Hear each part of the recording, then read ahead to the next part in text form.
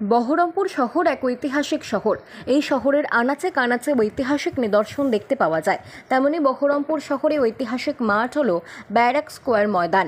এই ময়দানের চারপাশে 4টি কামান রয়েছে। এর পাশাপাশি আরেকটি ঐতিহাসিক নিদর্শনের যোগ হলো সেটি হলো ঐতিহাসিক যুদ্ধ ট্যাঙ্ক, যেটি মুর্শিদাবাদে জেলা প্রশাসন এবং এক্স আর্মিদের সহযোগিতায় দিল্লি আর্মি ক্যাম্প থেকে আনা হয়েছে এবং সেটি বসানো হয়েছে ব্যারাক স্কোয়ারের সামনে।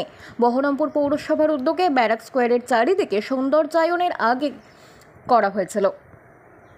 তার পাশাপাশি এই ট্যাঙ্ক একটি নতুন সংযোজন হলো। এই শহরের সঙ্গে ওতপ্রোতভাবে যুক্ত ছিল শহীদ মঙ্গল পাণ্ডে থেকে শুরু করে সাহিত্যের সম্রাট বঙ্কিমচন্দ্র চট্টোপাধ্যায়। ডেপুটি কালেক্টর হিসেবে বঙ্কিমচন্দ্র চট্টোপাধ্যায় এই বহরমপুর শহরেই ছিলেন।